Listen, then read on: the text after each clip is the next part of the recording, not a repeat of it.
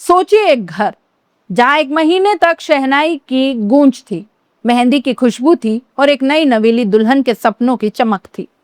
अब उसी घर के दरवाजे पर तिरंगे में लिपटा एक ताबूत रखा है। यही है इंदौर के मेजर हमजा आरिफ की कहानी। एक ऐसी कहानी जो शुरू होती है खुशियों से और खत्म होती है एक ऐसे मातम पर जिसे शब्दों में बयां करना मुश्किल है।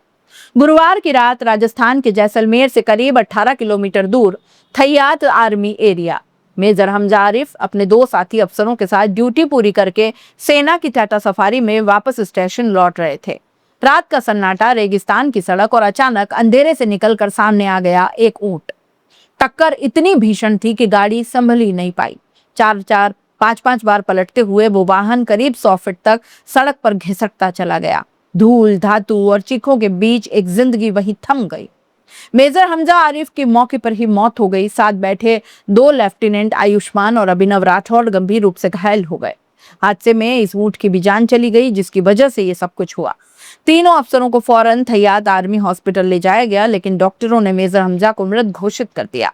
पोस्टमार्टम राजकीय जवाहर अस्पताल में हुआ और पुलिस के साथ मिलिट्री पुलिस भी जांच में जुट गई। शुक्रवार की सुबह इंदौर के राजेंद्र नगर स्थित घर का दरवाजा खटखटाया सेना के अफसरों ने। जिस परिवार ने अभी अभी एक शादी की खुशियां मनाई, उसी परिवार को अब एक ऐसी खबर सुनाई गई जिसे सुनकर हर दीवार कांप उठी। मातम की खबर आग की तरह फैली। रिश्तेदार, पड़ोसी, परिचित सब घर की ओर दौड़ पड़े। पूरा इलाका शोक में डूब गया। पार्थिव शरीर को जैसलमेर के महू के सैन्य कैंप लाया गया, जहां सख्त सुरक्षा के बीच उसे मोर्चरी में रखा गया। सैन्य क्षेत्र होने के कारण न किसी को अंदर जाने की इजाजत थी, न कैमरे की। परिवार ने भी मीडिया से बात करने से इनकार कर दिया। दर्द इतना गहरा था कि शब्द साथ छोड़ गए। रविवार सुबह 9:30 बजे सैफी नगर के सैफी कम्युनिटी हॉल में मेजर हमजा आरिफ का पार्थिव शरीर अंतिम दर्शन के लिए रखा गया। सुबह सुबह जनाजे की नमाज अदा की गई और फिर उसके बाद शुरू हुई वो अंतिम यात्रा, जिसे देखकर पूरा शहर नम आंखों से गुजरा।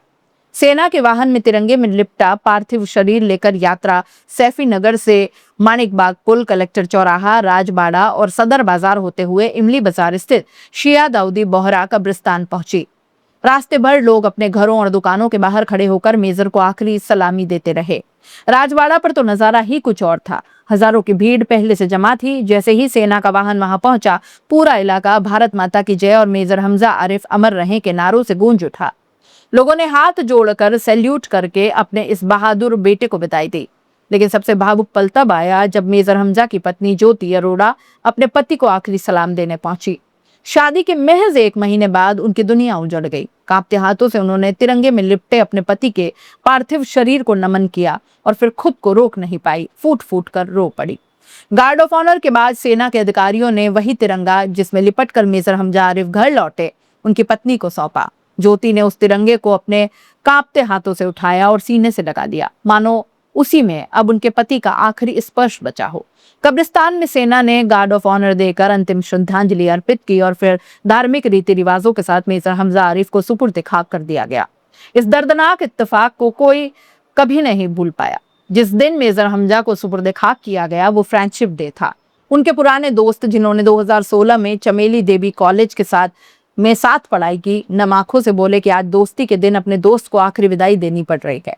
यह दर्द बयां नहीं किया जा सकता। अंतिम यात्रा और अंतिम संस्कार में राजस्थान और मध्य प्रदेश से सेना के कई वरिष्ठ अधिकारी शामिल हुए। कर्नल, लेफ्टिनेंट, मेजर रैंक के अफसर, साथ ही बोहरा समाज के लोग, शहरवासी, रिश्तेदार और मित्र भी बड़ी संख्या में मौजूद रहे। राव विधायक मधु वर्मा, पार्षद प्रशांत बड़वे, नवनीत हार्डिया समेत कई जनप्रतिनिधि भी परिवार को सांत्वना देने पहुंचे।